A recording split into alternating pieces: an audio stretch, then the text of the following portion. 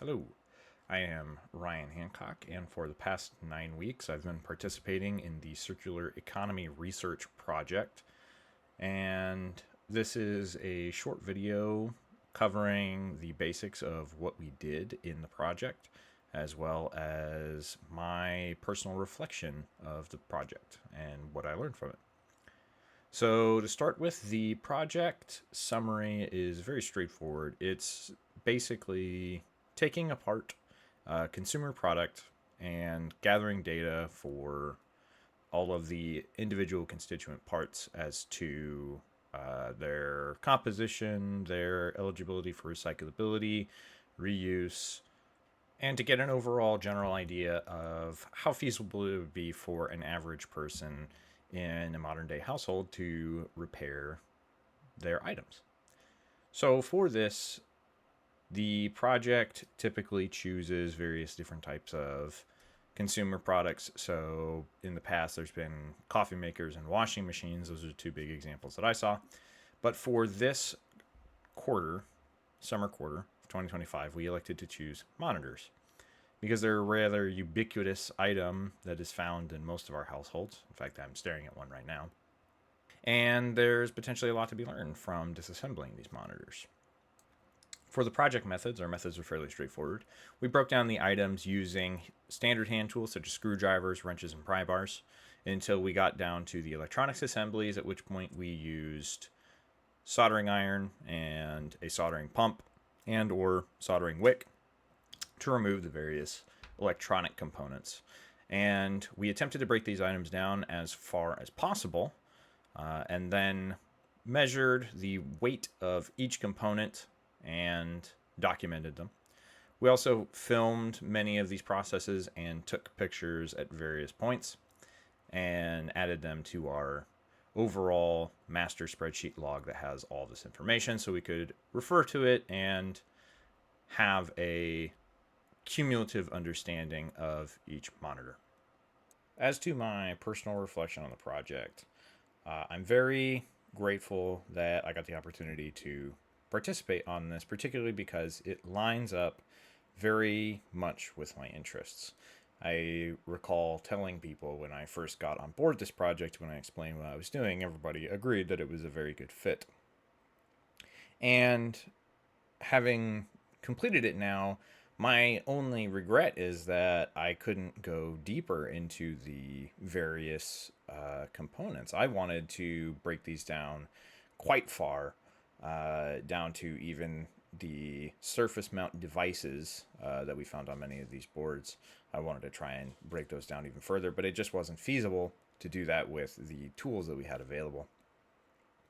Overall, though, it was a great experience, and while I can't say there was any groundbreaking revelations that occurred during this experience, it was still a very vital one in my process coming back to class, which that sounds very grandiose, but at the same time, it was true. It was very nice to be able to do this and to participate in something that I still felt was very important, and not only important but grounded in the things that I think about on a regular basis. Because while this is simply taking apart some monitors, it reflects a greater issue that I do think is worth looking into, which is recyclability of components, reusability of components, and also just the average person's ability to repair things that they bought, which is seemingly a modern lost art. Some cultural knowledge that I learned during this project is that almost an affirmation of that idea that repair is a sort of lost art to the modern day. As we were breaking into the monitors, it's hard to really understate just how much these electronic circuits are built for purpose and how hard it is to actually reuse these things, these components, these boards, these processors, and all of that. They are built specifically for the items, and there isn't a whole lot that we can be reusing them for. And indeed, when we went to analyze the data of all of these monitors to see the recyclable components, we found that at the end of the day, the largest contributor to non recyclability was PCBs and electronic components, just because once they're designed, they can't be remade. And they can't be repurposed without some very significant work.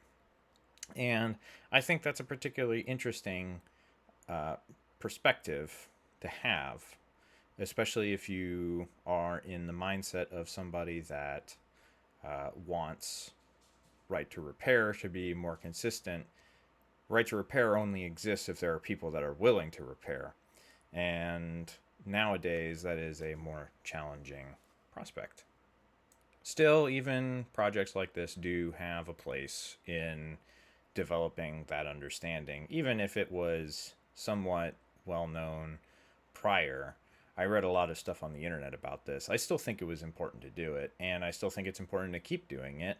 And that is something still that I think is valuable to have taken from this project.